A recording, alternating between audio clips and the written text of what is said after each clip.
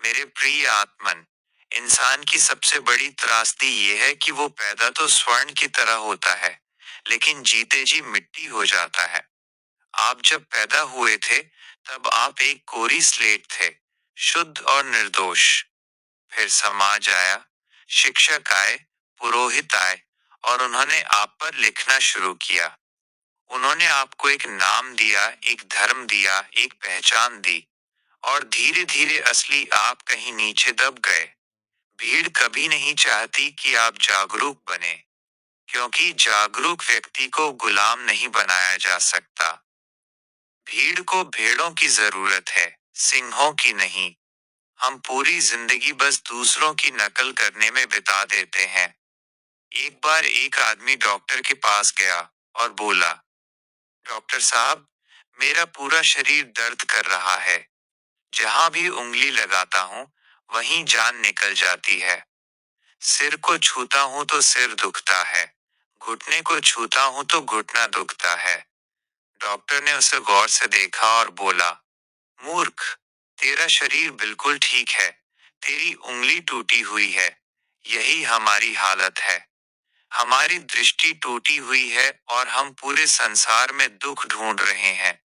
सत्य की खोज के लिए पहला साहस चाहिए, भीड़ से अलग होकर अपने एकांत में खड़े होने का साहस। लोग मुझसे पूछते हैं, ध्यान क्या है? मैं कहता हूँ, मन का न होना ही ध्यान है। आपका मन एक ऐसा रेडियो है जो कभी बंद नहीं होता। या तो आप अतीत की कब्र खोदते हैं, या भविष्य के महल बनाते हैं। गौतम बुद्ध जंगल से गुजर रहे थे, प्यास लगी, तो उन्होंने आनंद से कहा, पीछे वाली नदी से पानी ले आओ। आनंद गया, लेकिन अभी अभी वहां से बैलगाड़ियां गुजरी थीं, पानी कीचड़ से भरा था। आनंद खाली हाथ लौट आया। बुद्ध मुस्कुराए और बोले, थोड़ी देर शांत बैठो और फिर जाओ। आधे घंटे बाद आनंद फिर गया, तो पानी कांच की तरह साफ था। मिट्टी नीचे बैठ गई थी। बुद्ध ने कहा, यही ध्यान है। मन के कीचड़ को साफ करने के लिए उसमें उतरना नहीं पड़ता, बस किनारे बैठकर साक्षी भाव से इंतजार करना पड़ता है। पंडित और विद्वान लोग शब्दों के ढेर में दबे होते हैं, अनुभव में नहीं। वे सत्य की बातें तो करते हैं, लेकिन सत्य को जानते नहीं। एक बड़ा विद्वान पंडित नाव में बैठकर नदी पार कर रहा था। उसने नाविक से पूछा, क्या तुमने कभी उपनिषद पढ़े हैं? नाविक ने कहा, नहीं महाराज। पंडित बोले, तेरी 4 आने जिंदगी बेकार गई। पंडित ने फिर पूछा, क्या तुझे व्याकरण आता है? नाविक ने कहा, नहीं। पंडित बोले, तेरी 8 आने जिंदगी पानी में गई। तभी तूफान आया और नाव डूबने लगी। नाविक ने पूछा, महाराज, क्या आपको तैरना आता है? पंडित बोले, नहीं। नाविक मुस्कुराया और बोला, तो फिर आपकी पूरी 16 आने जिंदगी पानी में गई। जीवन शास्त्रों से नहीं, अनुभव से जाना जाता है। तैरना सीखने के लिए पानी में उतरना ही होगा।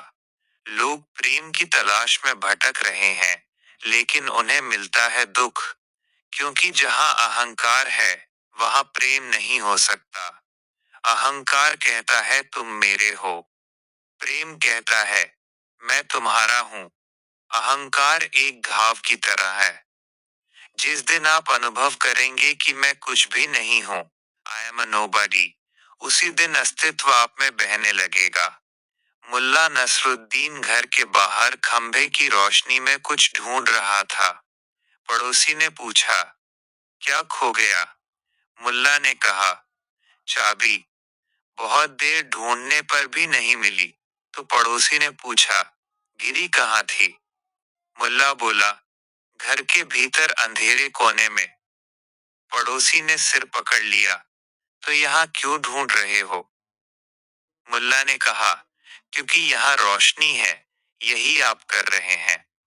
शांति आपके भीतर खोई है, और आप उसे बाहर पद, प्रतिष्ठा और धन में ढूंढ रहे हैं। भीतर मुड़ो, वहीं सारा साम्राज्य छिपा है। मेरे लिए धर्म का अर्थ उदासी नहीं है, आनंद ही एकमात्र कसौटी है। अगर आप धार्मिक होकर भी दुखी हैं, तो समझ लेना आपका धर्म गलत है। हंसो, नाचो, गाओ, क्योंकि जो आनंदित है वही परमात्मा के करीब है। मेरे प्रणाम स्वीकार करें।